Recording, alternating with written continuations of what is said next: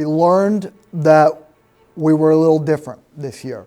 Every coach will tell you that at the end of each season, you go through some reflection. You relook at your returning squad and what are the strengths and weaknesses within that squad. But again, any coach would tell you, no matter how much planning and preparation and practice you do for the spring, it never ends that way exactly in the fall.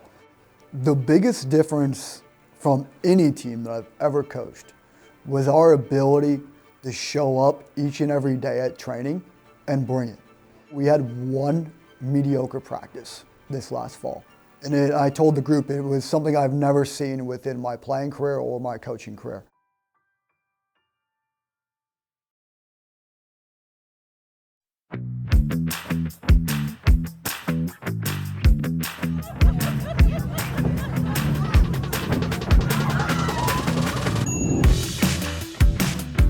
As we say, you know, away trips or on the road are business trips, but at the same time we're at Mackinac Island, so we got to have that fun and we got to walk around the island and just like hang out with everyone all day.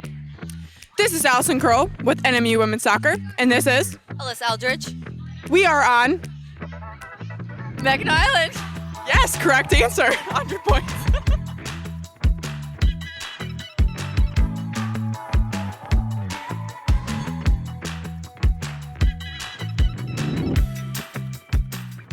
Come 4 p.m. or 3:30, whenever we had to report to the locker room, is business time, and it was just really cool to have every single person on the squad there and just like supporting the charge for our first match of the season. Saturday comes around, I'm like, all right, somebody send me updates. I want to know what's going on. And so I remember just being there holding Augie and my phone buzzing, 1-0 Northwood.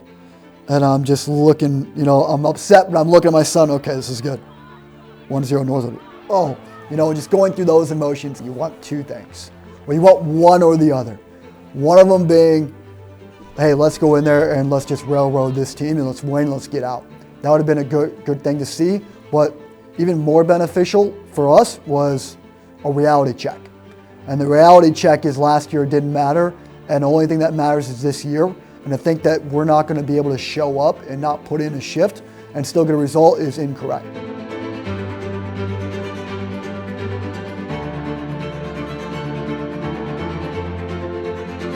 We had a lot of hype surrounding starting conference play, and we knew we had to bring it to them, but you know, they brought it as well in that first game. We know we're so much better than this. If we want our season to go the way that we want it to, things need to change. After the Parkside game, we have to re-examine of like our tenacity, our hunger, our drive, you know, our ability to put our foot through the ball and to find that winner. We are coming to you live from the Grand Valley Soccer Field on the campus of Grand Valley State University, where we proudly present this afternoon's GLIAC soccer matchup between the visiting Wildcats of Northern Michigan and your home team, the Grand Valley State Lakers.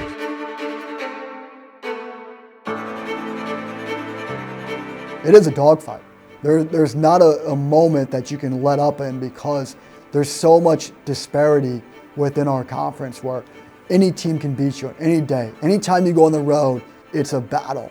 And the constant preparedness and the constant willingness for our group to say, we got to keep going, we got to keep battling, we got to put one foot in front of the other. It was very, very special to see them take this massive step forward in their mental strength. Pistorius gets it here on the sideline, tries to center it. She does, shot on goal, and it's a goal for Northern Michigan. As always, it was a regular season game, so we couldn't treat it like we had just won the GLIAC championship. We were like, wow, this is huge, this is a great step for us, but it's not over. But it was a really fun day.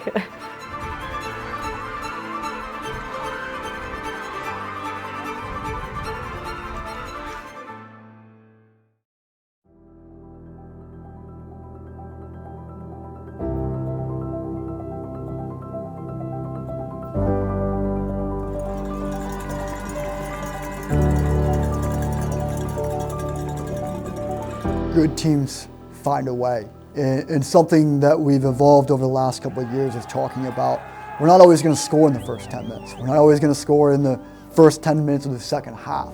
But you got to keep grinding, you got to keep going, you got to keep playing, you got to keep making that extra sprint, you got to keep finishing your runs. This is a team that can compete, and we have to bring it just as much as they're going to. We know that they're hungry, just as hungry as us, but who wants it more? Who wants to put that goal away? We knew that if we grinded out a point against a good Michigan Tech side, that helps.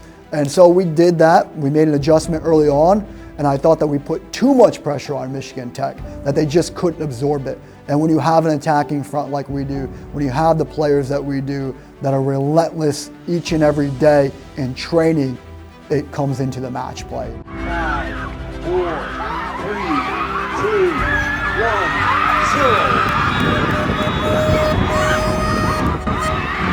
Julian Thompson with her 12th shutout of the year, school record. With this win, we're building into the line.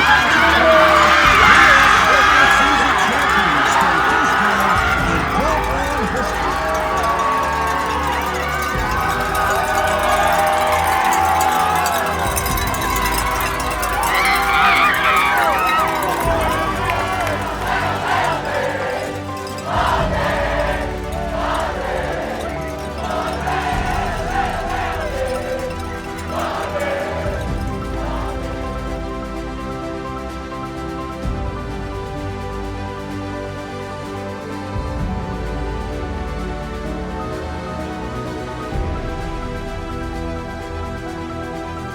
It just comes down to excitement. The amount of excitement that the team had leading into the conference final. Just to be in front of an amazing home crowd and the amount of support that they received from the community, the university, the other athletics teams, we're ready to go.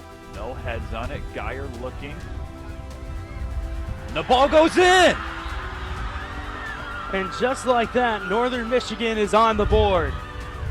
I knew at the end of the day that we were prepared and we were ready to go and that we were going to be able to get it done on Sunday. I think someone texted me, "Did you think we were going to get here?" And the response was, "Never had one doubt in my mind that we were not going to get that win on Sunday." This group, I'll take them against anybody.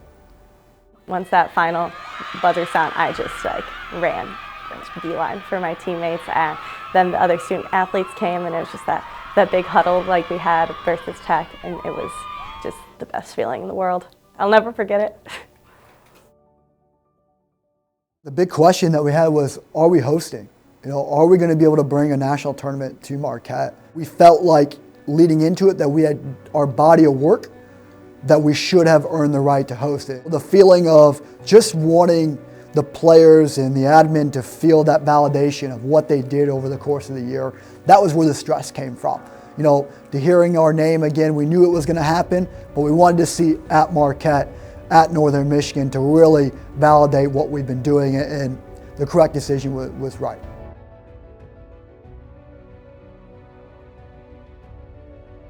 The matchup is a little bit different for us. Maryville's a different team. They have different strengths, and we don't necessarily see a team like Maryville throughout our season this year. And I'll tell you right now, that's the best number 7 seed in the entire bracket. As a coach, and you look back on moments, there's always going to be what ifs. And you think about the preparation that we played against last year, what we could do different, and it's just no different this year. Those are the things that as a coach will haunt you. Obviously the wins are great, but the things that keep you up at night are the losses at times. Having the support of my teammates and stuff right as that final buzzer went off I couldn't have asked for anything more. It didn't fall our way that day, and I'm just really excited to be NMU Soccer's #1 fan from now on and just see what they can do next year. I do think that it was a tough draw. Maryville's a quality opponent.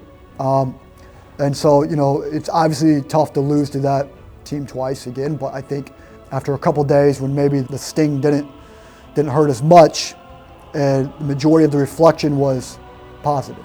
The amount of growth the game was able to receive in Marquette made it hurt just a tad bit less, but now as the dust even settled even further, now we're thinking about the next step. We can't settle. We have to continue to push forward. It's going to start this off season, and we got to make sure we stay hungry, stay motivated, because I think as we see more and more new and young players start to come in, they don't remember what it was like in 2020. They don't remember the moments in 2019 and 2021. Okay, it's not always been like this. We cannot forget where we come from, and success needs defending.